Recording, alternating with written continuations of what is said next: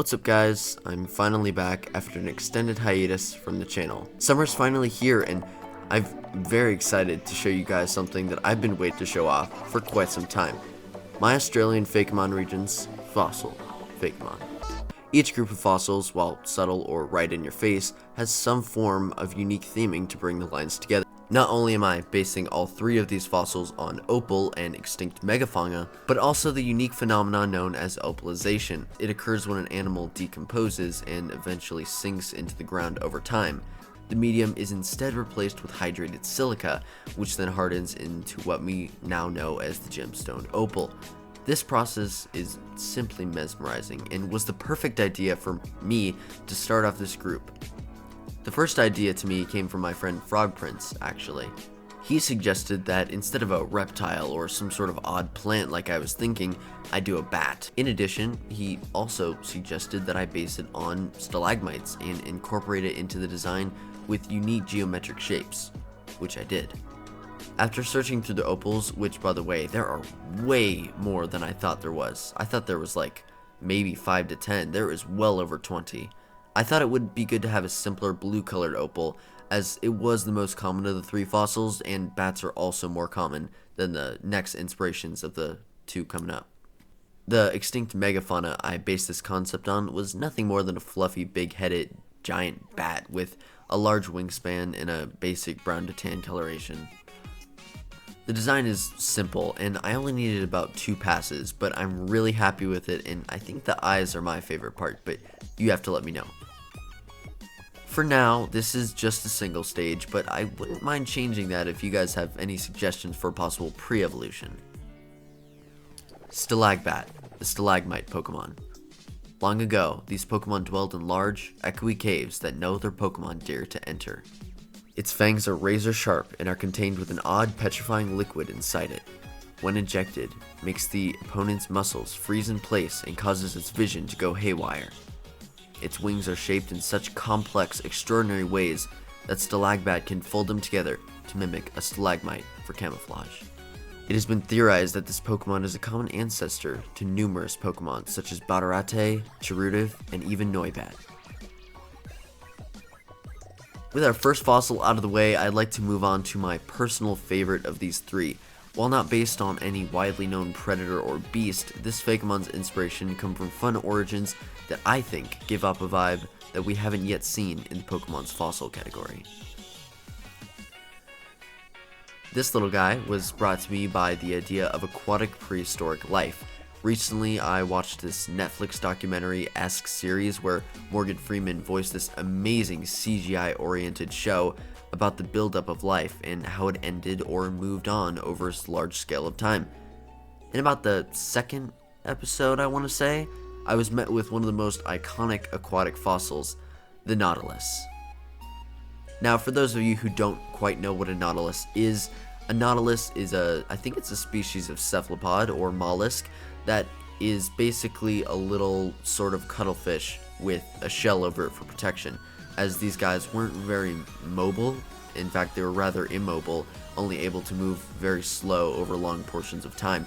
So instead they had a lot of protection with their bone shell, and they're one of the most iconic and found fossils. You added some hipster influence because why not, and throw in some psychedelic patterns and colors, and you have yourself a perfectly conceptualized opal hippie cephalopod. The tentacles, I use this term broadly, were stylized to mimic a beard, with the 2 large tentacles mimicking a hipster's braided hair, and an almost paintbrush-like shape at the end of each to match the creative nature I imagine this Fakemon having. If you haven't noticed by now, I tend to make my psychic types more akin to creativity, rather than simply telekinesis or mind reading. However, there is exactly that in its dex, but I like to add on to it, rather than just basing it off of those two. The shading on the shell was actually one of my favorites done out of all of my designs thus far.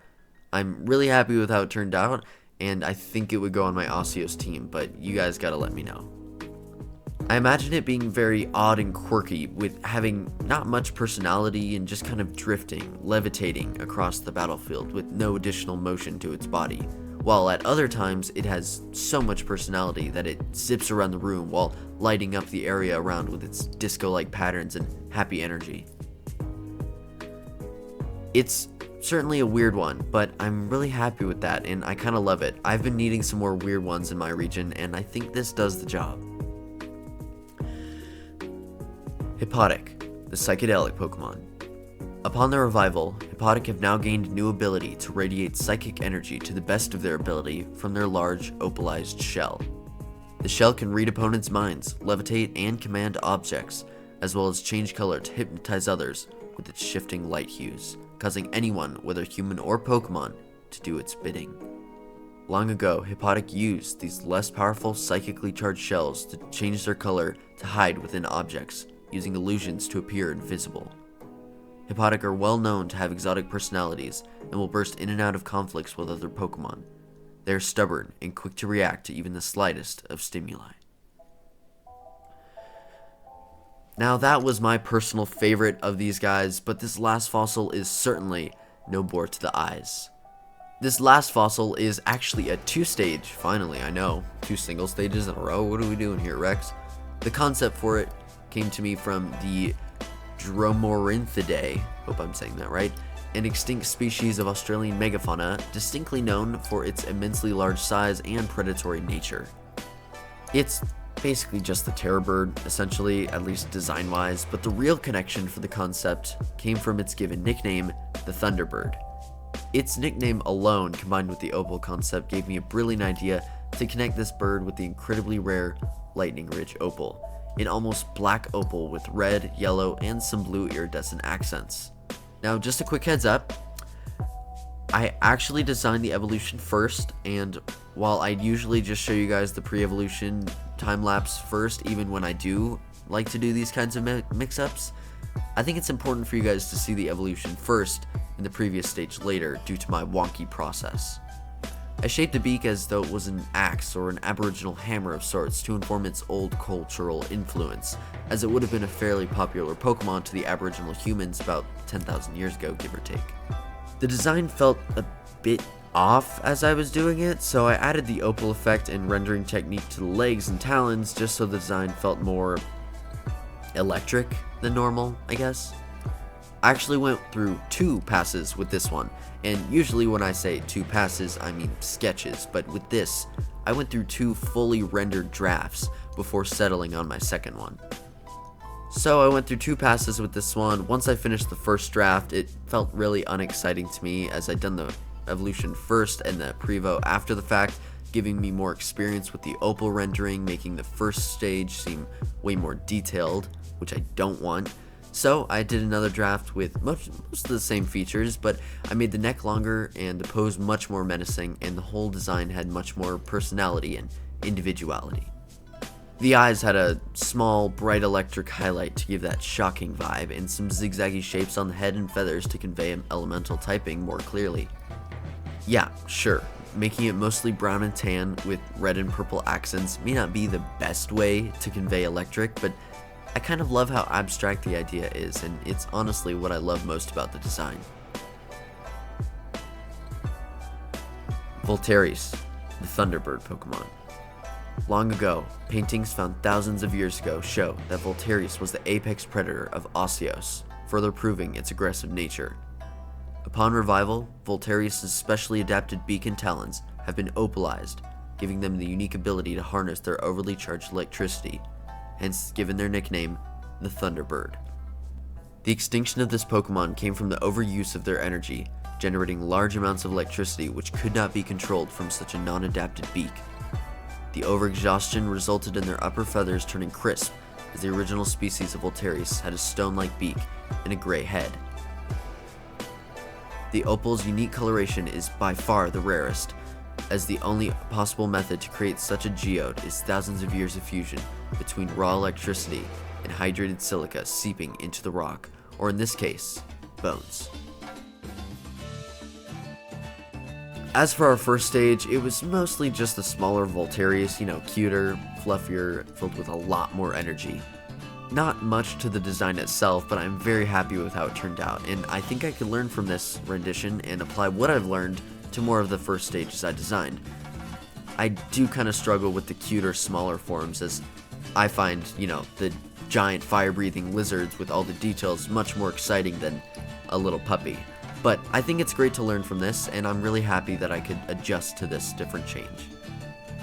Just a little bit of a knowledge drop that I thought was funny. Another nickname for the Dromorinthidae is the Demon Duck, which matches the red and darker coloration of these guys. In addition, I thought a really fun, upbeat pose with the eyes Kanbanga, ready for anything personality, is just what this fossil line needed, and I hope you enjoy how it turned out. If you're looking at these two and you notice a render difference from this stage versus its evolution, then no, you're not crazy, I promise. I tried different blending techniques with the evolution, and I did the evolutions draft first, then I did this stage, and I didn't like the opal rendering on that, so I redid the evolution, but didn't change the first stage.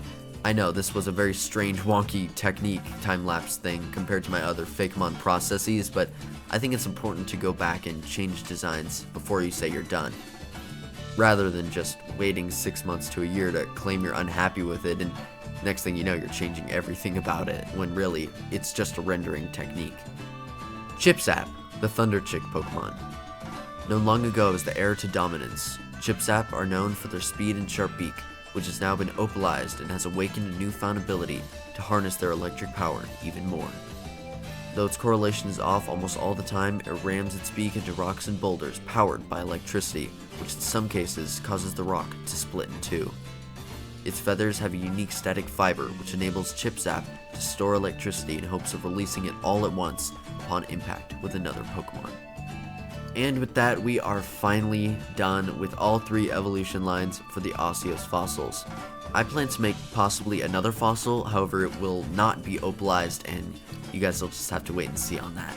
As of now, I actually haven't drawn the fossils themselves, the items that would be used to revive these Pokemon that you could store in a player's inventory, but I do imagine an opal fang for Stylagbat, an opal shell for Hypodic, and an opal beak for Volterris. Just real quick, I've gotten a lot of comments and feedback from Discord and YouTube, both kind of sharing their thoughts on the stats for each of these dex pages. Listen guys, I don't know about stats, okay? I just put in random numbers that I think are decent, and I hope for the best, because it's honestly an afterthought for me. I'm just the artist, I'm not the stats guy. If you have any suggestions for a possible 4th edition to the Opal Trio, then let me know, but for now, have a great rest of your day. Thank you guys so much for watching. Don't forget to check out my commissions on Fiverr, and now my new Instagram that I just set up. I'll be adding Ko-Fi and Artistry soon, among others. And don't forget to join our Discord server for updates, notifications, and more, so you never miss a video I post. Never stop inspiring others. Rex out. Peace.